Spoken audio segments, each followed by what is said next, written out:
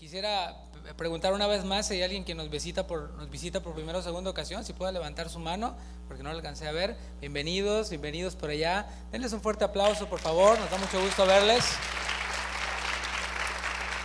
Sean muy bienvenidos una vez más. Pues vamos a la palabra de Dios. Me dieron 30 minutos, lo cual pues oro al Señor que me dé esa gracia para poder hacerlo en 30 minutos, pero yo sé que va a ser palabra de Dios que va a hablar en nuestros corazones. ¿Está listo para recibirla?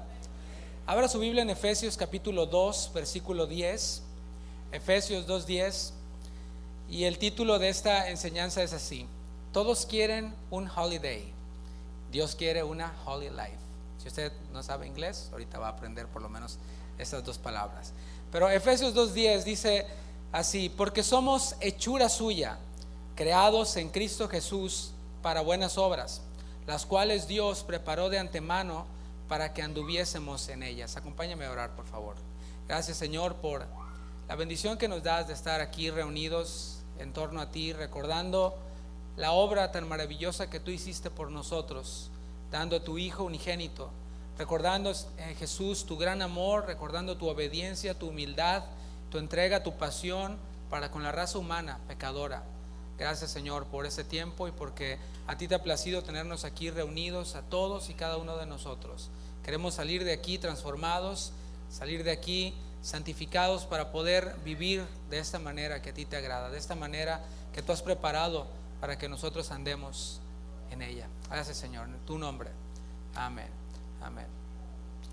En esta temporada navideña y más en este país escuchamos mucho esta frase: Happy Holidays, ¿verdad? De hecho, hasta apenas hace poco tiempo se volvió a permitir que se diga de manera oficial Merry Christmas, ¿no? Feliz Navidad. Pero lo que se dice normalmente es Happy Holidays. Bueno, lo que nosotros entendemos o la gente alrededor entiende comúnmente acerca de un holiday es vacaciones. Asociamos holiday con vacaciones, con días de descanso. Y es que es lo que todo mundo desea. Y de hecho el diccionario Cambridge define holiday como uno o varios días de celebración en los que la gente a los que la gente se le permite ausentarse de su trabajo, ausentarse de la escuela. A ver quiénes no van a ir a trabajar la próxima semana, ¿sí? Unos cuantos. ¿Quiénes no van a ir a la escuela? A ver, niños, ¿quiénes no van a ir a la escuela la próxima semana? ¿Están contentos? ¿Les da gusto eso? ¿Sí? No, sí se les ve, se ven súper contentos, ¿no? A lo mejor todavía no lo asimilan, pero no van a ir a la escuela por 2 semanas y las mamás dicen...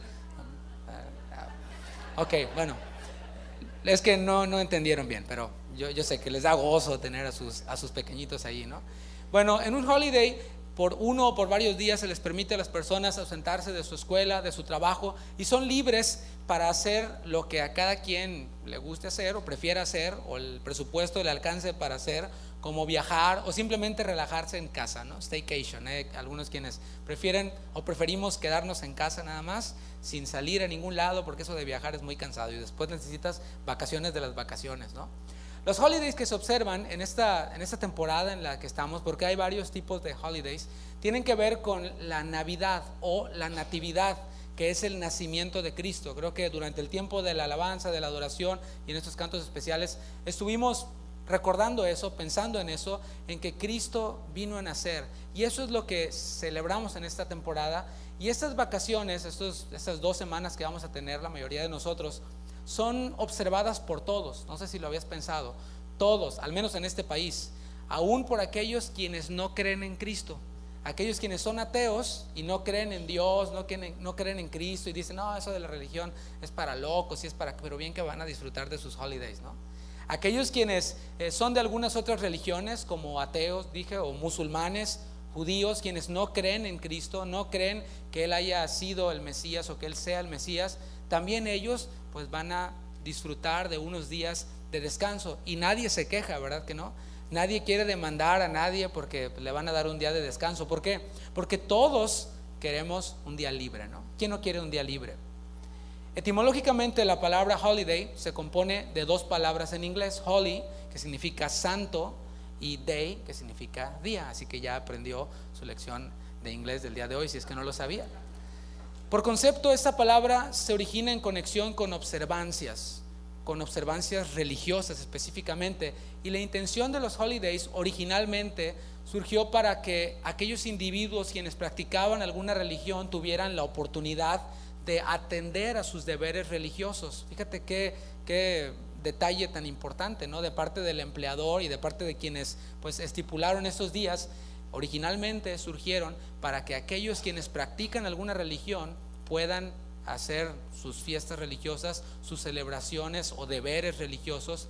Y esto me recuerda un poquito en el último trabajo en el que yo estuve, en donde en otras ocasiones lo he mencionado. Uno de mis jefes era musulmán, y él pues era respetado, no solo porque era jefe, sino porque parte de la empresa en la que trabajábamos les daba oportunidad a los empleados de que tomaran tiempo con su religión. Era respetado, es respetado. Así que él en ciertos horarios nadie lo podía molestar, cerraba las persianas de su oficina y ponía su mantelito y se ponía ahí a orar, y nadie lo molestaba. Todos comprendíamos eso. Había días incluso en los que él tenía que ir a su templo y hacer toda su práctica religiosa, y todos lo respetaban, nadie se quejaba, ¿no?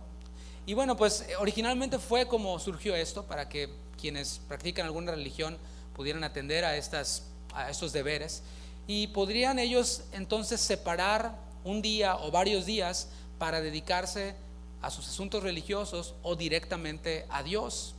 Y la realidad es de que no tiene nada de malo tomar un día de descanso, no hay nada de malo en eso, porque todos lo necesitamos. Si yo preguntara aquí quién no necesita descanso, pues realmente nadie levantaría la mano. Todos necesitamos un día de descanso, por lo menos para que como que este sistema que nosotros traemos se pueda reiniciar, ¿no? Después de un día de descanso, como que ya te reinicias y puedes comenzar de nuevo todas tus labores cotidianas. Y es que Dios mismo, si lo has pensado, descansó al séptimo día. Eso lo vemos en Génesis capítulo 2, versículo 2. Después de que Dios creó todas las cosas, y decía después de cada cosa, y vio Dios que era bueno, y vio Dios que era bueno. Y fue haciendo Dios toda la creación. Cuando llegó al hombre, dice la palabra, vio Dios que era bueno en gran manera. Entonces vemos que después de toda la creación, Dios tomó un día para descansar. Es lo que dice su palabra. El concepto de la palabra holiday entonces le da sentido al descanso.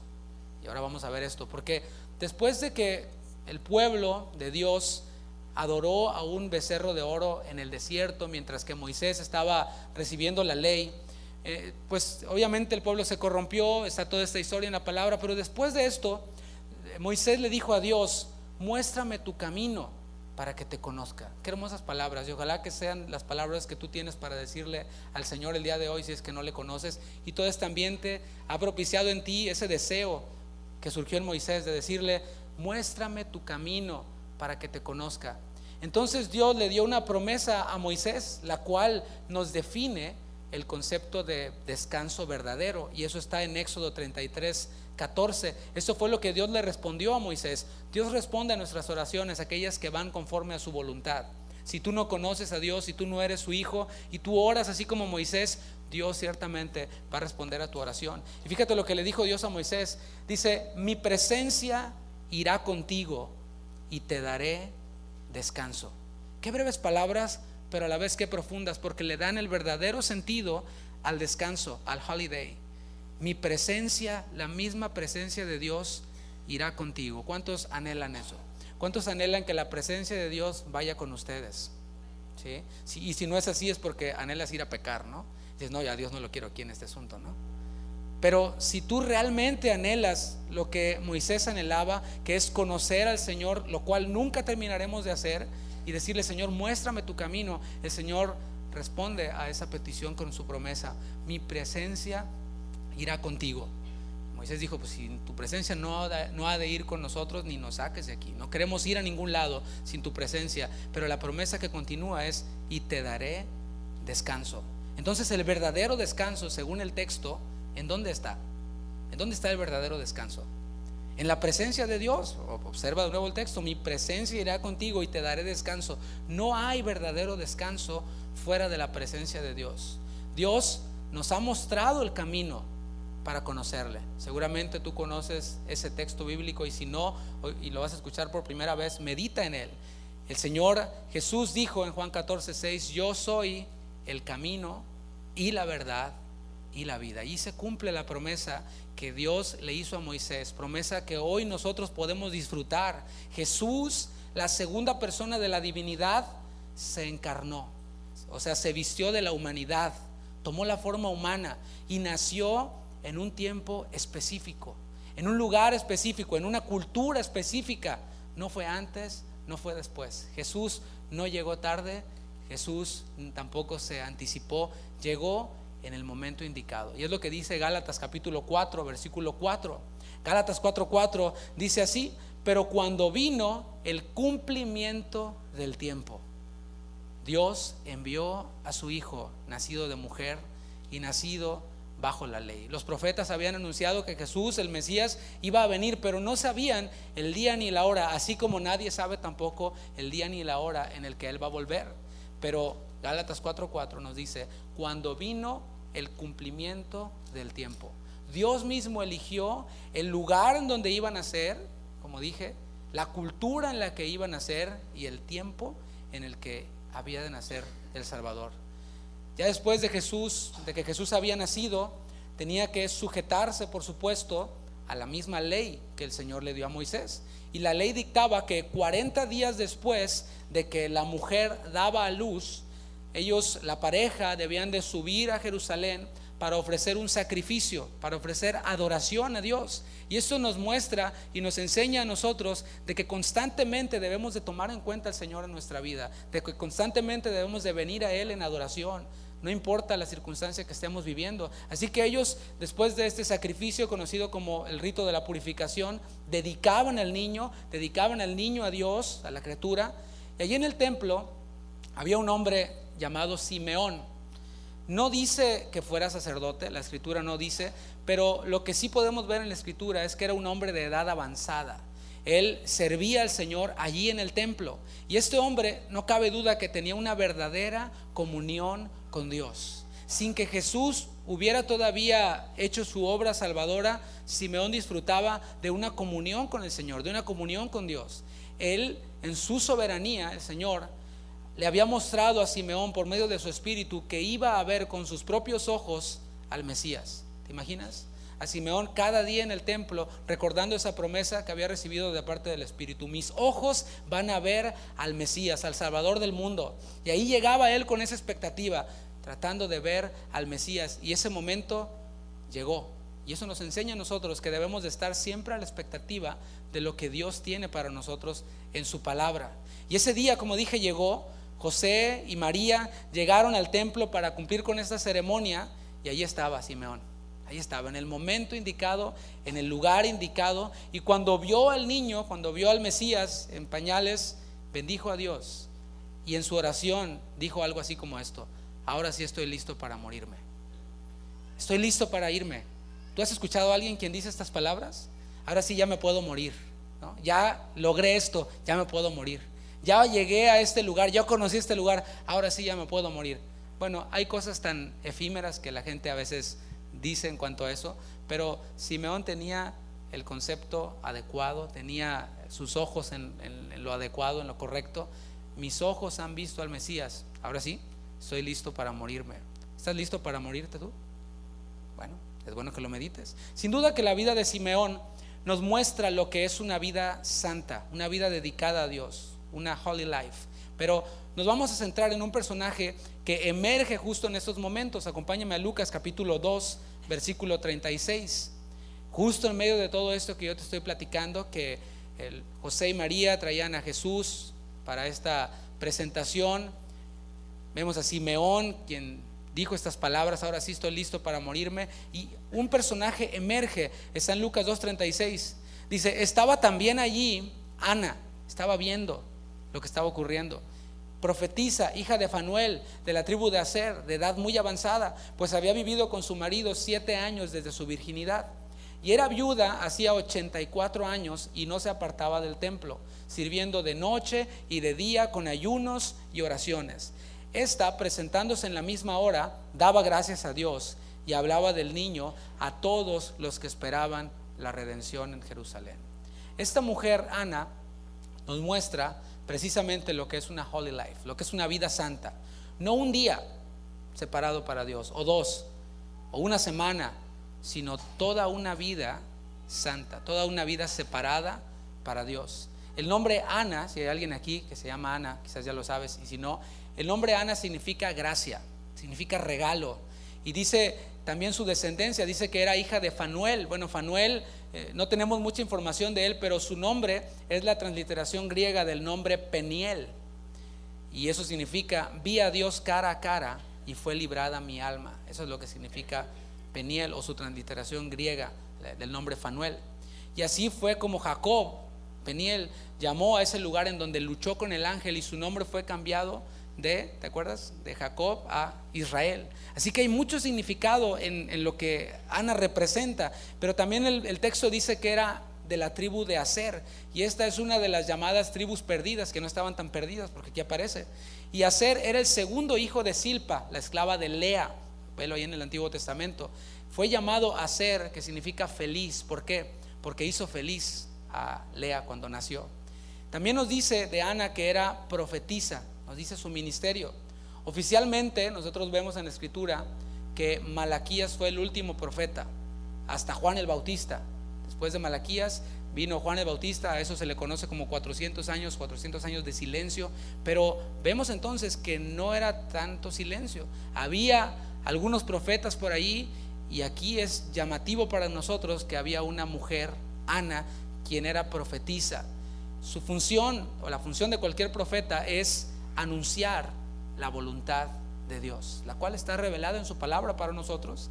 Así que cualquiera quien anuncia la voluntad de Dios en su palabra puede ser considerado un profeta, aunque hay ciertamente un ministerio profético en la Biblia, pero no nos vamos a ir por ahí. Lo que vemos es que Ana tenía como misión, como función o como oficio anunciar la voluntad de Dios. Y esta profetisa también nos dice que era de edad avanzada, podría haber tenido entre 84 a 105 años de edad. Wow, ¿hay alguien aquí de esa edad? ¿No? Entre 84 a 105 años de edad, era de edad muy avanzada, y también era viuda. Y ella había dedicado toda su vida a servir al Señor, todo su tiempo para servir al Señor. Y estaba en el lugar apropiado, porque dice el versículo 36, estaba también allí Ana. ¿En dónde estaba? ¿En dónde estaban José, María? ¿En dónde estaba Simeón? En el templo. Ese momento en el que Simeón bendijo al niño Jesús, y ella también pudo ver al Mesías. Estaba allí en el lugar apropiado, también en el momento apropiado. Pero ese estar allí no era algo circunstancial. O sea, no es como que, bueno, pues por coincidencia le tocó estar allí. Había algo, dieron comida ese día en el templo y llegó, y por coincidencia o por casualidad estaba allí. Ella no estaba ahí por coincidencia, estaba allí porque era un hábito para Ana estar en el templo. Dice el versículo 37, y no se apartaba del templo. Estaba allí, no circunstancial, sino que era para ella un hábito, porque no se apartaba. No es que vivía allí, no es que tenía un cuartito allí, una cama con su televisión y su baño. No, ella no se apartaba del templo, asistía con regularidad allí en donde estaba el pueblo de Dios, porque dice que estaba con quienes esperaban la redención en Jerusalén. Ella estaba en el lugar apropiado, estaba con la gente apropiada, gente que esperaba lo mismo que ella, esperaba también la redención en Jerusalén. Y para aplicarlo a nuestra vida, porque leíamos en Efesios que Dios preparó de antemano buenas obras para que andemos en ellas, obras que contribuyen a nuestra santificación si eres hijo de Dios. Y estas buenas obras que el Señor preparó incluye el reunirnos con su pueblo.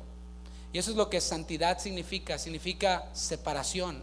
Es separar un día de nuestra semana, de los días que tenemos, separamos un día para adorar al Señor. Separamos un día para orar junto con nuestros hermanos. Separamos un día para tener comunión con nuestros hermanos. Qué maravilloso es el poder separar un día entero. No es mediodía, no son unas cuantas horas, porque tenemos a veces eso en la cultura.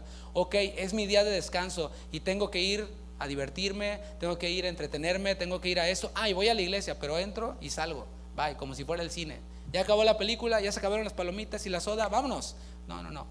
El dedicar y separar un día para el Señor implica todo el día. Todo el día está dispuesto para el Señor.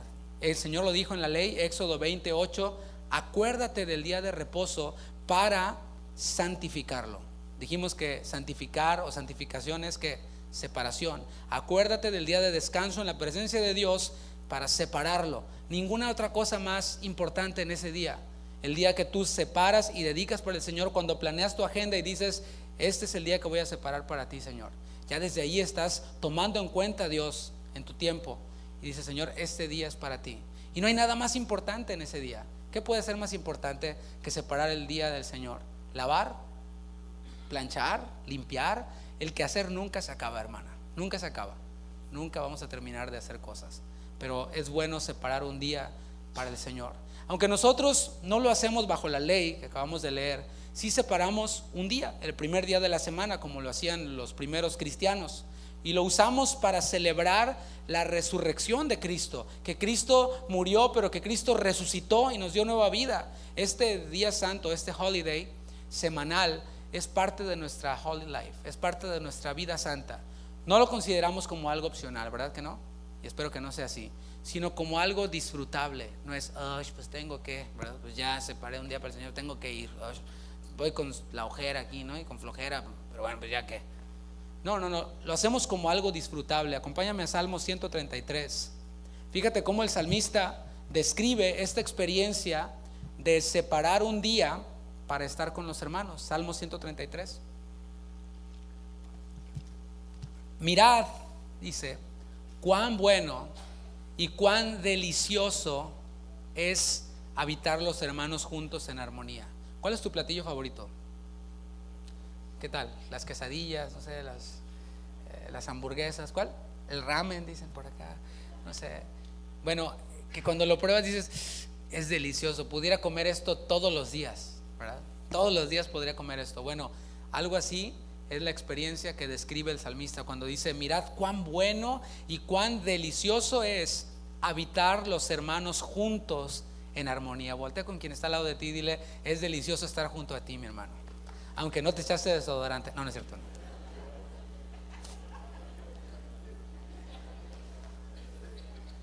Y es no solo juntos de que estamos ahí uno al lado del otro, sino es juntos en armonía. Armonía es algo que suena bien, así como la alabanza, que bien sonó, ¿verdad? Para los muchachos. Es algo armonioso, algo que es agradable para el oído. Y después lo describe en sus propias palabras. Dice, es como el buen óleo sobre la cabeza, el cual desciende sobre la barba de Aarón, y baja hasta el borde de sus vestiduras, como el rocío de Hermón, que desciende sobre los montes de Sión, porque allí envía Jehová bendición y vida eterna. Es en medio del pueblo reunido en donde Dios envía bendición. ¿Quieres la bendición de Dios? Pregunto.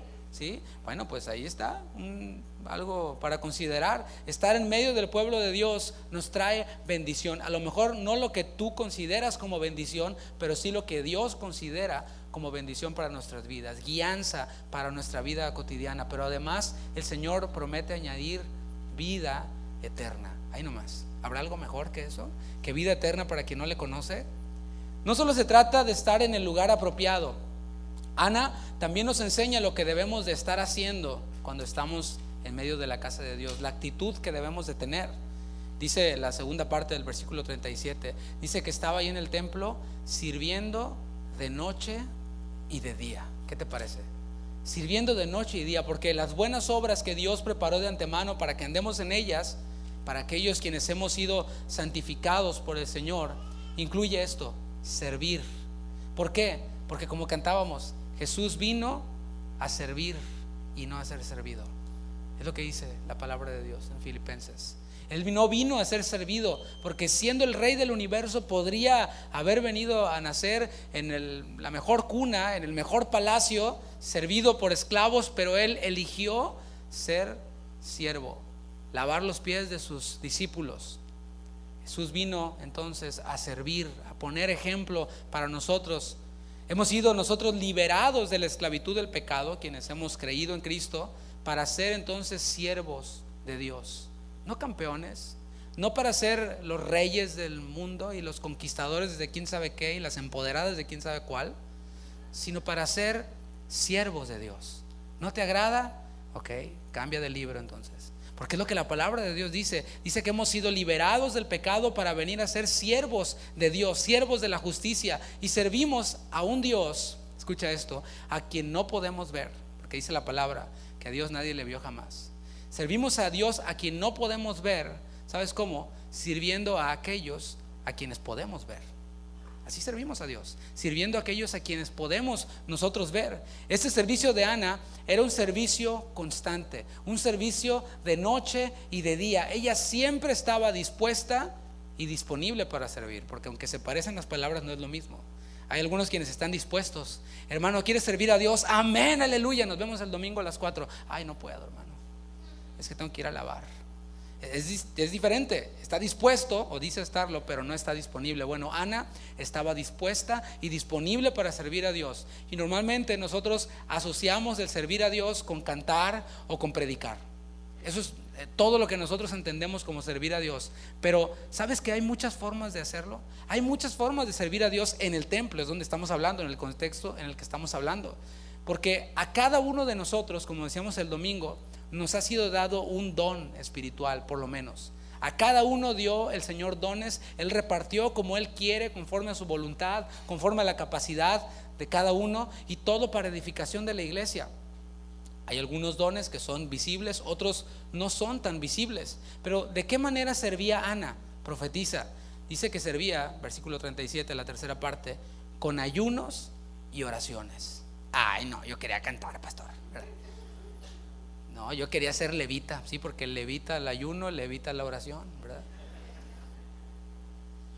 Una vida santa se manifiesta sirviendo en todo lo que nos sea posible. En todo. Hay veces que ponemos nuestras condiciones, nuestros términos y condiciones y decimos, yo quiero servir en esto, y si no, ese no es mi ministerio. No, no es así. Ana no es así. Ella dice, no, yo profetizo. No, ella oraba y ayunaba, algo que no era tan visible. A lo mejor por eso no se sabía de tantos profetas, ¿no? Una vida santa se manifiesta quizás no sirviendo frente a la congregación. A lo mejor tú te paras frente a un auditorio y te tiembla la mano y te tiembla la voz y entonces empiezas a hablar, y aunque estudiaste te confundes y empiezas a hablar del arca de Moisés y todo este asunto. No, lo mío no es hablar. Ok, no te estreses. ¿Puedes orar? Es la pregunta. A lo mejor no cantas y dices, no, es que yo canto en lamentable, o sea, así de plano, ¿no? O en do, así donde nadie me oiga, en re, en rebuznando. O sea, yo no la hago para cantar. Bueno, pero ¿puedes ayunar? ¿Qué tal? ¿Puedes tomar un tiempo y separarlo para ayunar sin ingerir alimento e interceder por el pueblo de Dios? Ahí como que ya no a todos les gusta, ¿no? Las palabras que salían de la boca de Ana después de ver al Mesías eran palabras de gratitud, porque siempre la palabra asocia la llenura del Espíritu Santo, asocia la pureza de corazón con lo que habla nuestra boca. Dime de qué está lleno tu corazón, pues déjame escucharte hablar. No, es que mi corazón está lleno del Señor, pero le escuchas hablar y le salen sapos y culebras, le salen puros chismes, pura murmuración, pura calumnia. Pero dice estar lleno del Señor. No, eso no es lo que dice la palabra, porque de la abundancia del corazón habla la boca. Del buen tesoro del corazón del hombre, pues es de donde sale lo bueno, ¿no? La primera parte del versículo 38 dice, esta, presentándose en la misma hora, daba gracias a Dios. Porque alguien quien se ha encontrado con el Señor Jesús habla palabras de bendición, habla palabras de gratitud a Dios. Hace la voluntad de Dios, está alineado con la voluntad de Dios, y la voluntad de Dios está específicamente ahí en su palabra, en 1 de Tesalonicenses 5:18.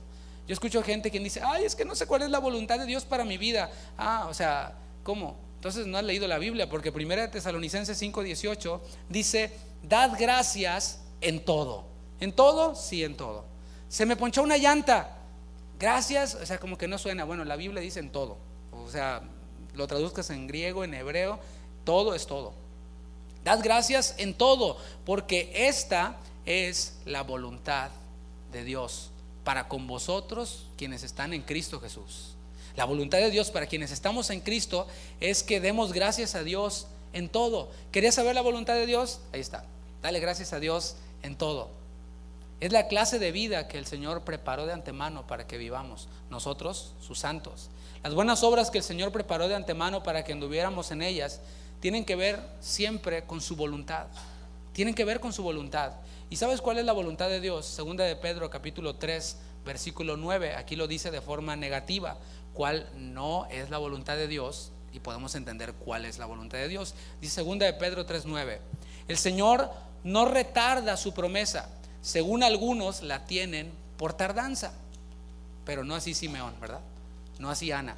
Ellos no la tenían por tardanza. Ellos creían que iban a ver al Mesías. Pero algunos sí la tienen por tardanza, sino que es paciente para con nosotros, la raza humana, no queriendo, ahí está la voluntad de Dios, que ninguno perezca. Aunque hay algunos que dicen que Dios es glorificado cuando manda a algunos al infierno. Bueno, eso no es lo que dice la Biblia. Él no quiere que ninguno perezca, sino que todos procedan al arrepentimiento. Esa es la voluntad de Dios.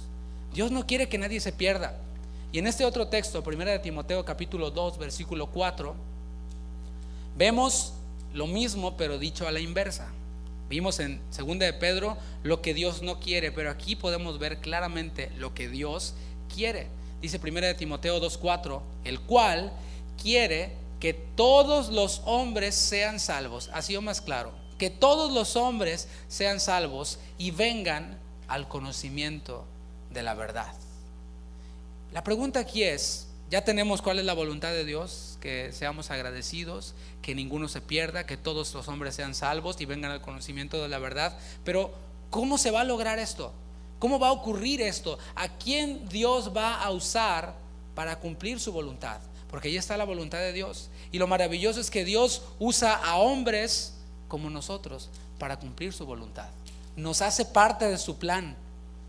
Romanos 10:14 nos dice esta misma pregunta: aquellos quienes Dios quiere que sean salvos, aquellos quienes Dios no quiere que se pierdan, sino que procedan al arrepentimiento, ¿cómo van a invocar a aquel en el cual no han creído? ¿Cómo van a creer en aquel de quien no han oído? ¿Y cómo oirán sin haber quien les predique?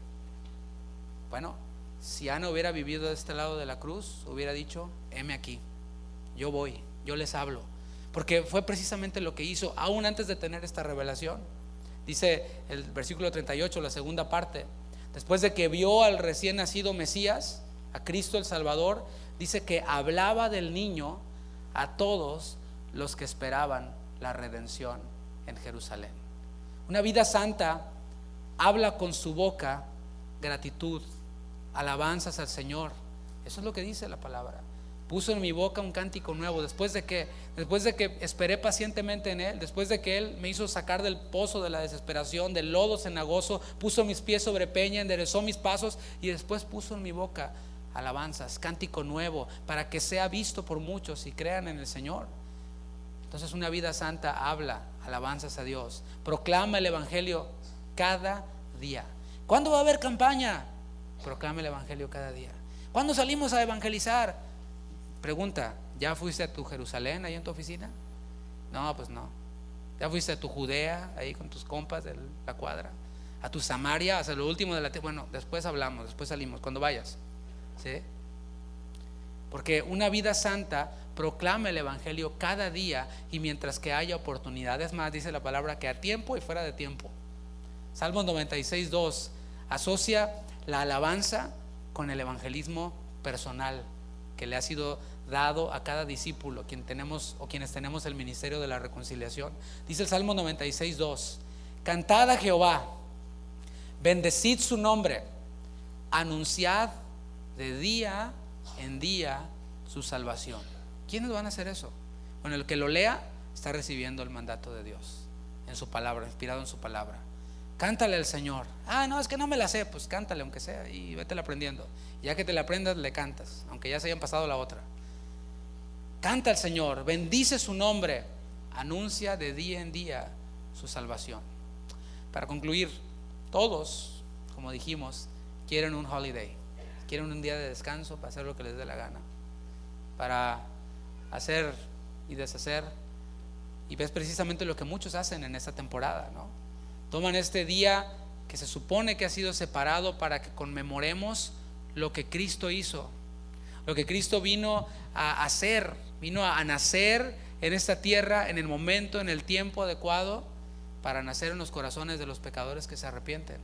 Pero ¿qué hacen muchos? Muchos lo que hacen es agarrar la jarra, ¿verdad? Agarrar las drogas, tomar decisiones incorrectas y todo ese tipo de cosas. Pero Dios quiere todo lo opuesto. Dios quiere una vida santa, una holy life. Y solo podemos vivir una vida santa cuando respondemos al llamado al arrepentimiento. De otra manera no. De otra manera es simplemente esfuerzo inútil. Es que quiero cambiar, pero no puedo. Ya dejé la droga, pero el cigarro no lo puedo dejar. Ya dejé la cerveza, pero no puedo dejar esto. Y ya dejé esto, pero no puedo dejar aquello. Mira, eso es solamente rehabilitación. Te puedes rehabilitar de una cosa y toda tu vida te la vas a pasar rehabilitándote, cambiando de hábito. Pero el Señor ha venido a dar vida eterna, regeneración, genes nuevos. ¿Qué te parece? Y solamente podemos andar en esas buenas obras preparadas de antemano para vivir en ellas cuando hemos creído en Cristo, cuando nos hemos arrepentido de nuestros pecados, cuando hemos confiado en Él, descansado en Él para salvación. Yo te voy a invitar a que te pongas de pie y me gustaría, antes de finalizar, hacer una pregunta que está abierta. Y la pregunta es simple: ¿te gustaría que el Salvador Jesús nazca en tu corazón, more en tu corazón, y capacitarte de esa forma para poder vivir una vida santa, para poder vivir una vida distinta a este mundo? Dios no te promete que te vas a hacer rico, no te promete que nunca te vas a enfermar, Dios no te promete que vas a parar de sufrir. Él te promete vida eterna, porque de tal manera te amó a ti, te lo puedo decir con libertad, te amó a ti, que dio a su Hijo unigénito para que naciera, pero desea nacer en tu corazón. Si tú quisieras hacer esto, te invito a que inclines tu rostro, y todos se inclinen su rostro, y puedes decirle simplemente eso: Señor, quiero que nazcas en mi corazón, quiero que hagas tu trono en mi vida y que gobiernes sobre mí. Perdona mis pecados, toda mi vida pasada, toda mi vida de pecado. Perdóname, Señor. Quiero ser tu hijo. Al creer en ti, sé que tengo el derecho y tengo la potestad de ser hecho hijo tuyo, hijo adoptado tuyo. Dice su palabra que si hijos, también herederos y coherederos también con Cristo Jesús. Y disfrutar de esas bendiciones espirituales que tú tienes para mi vida.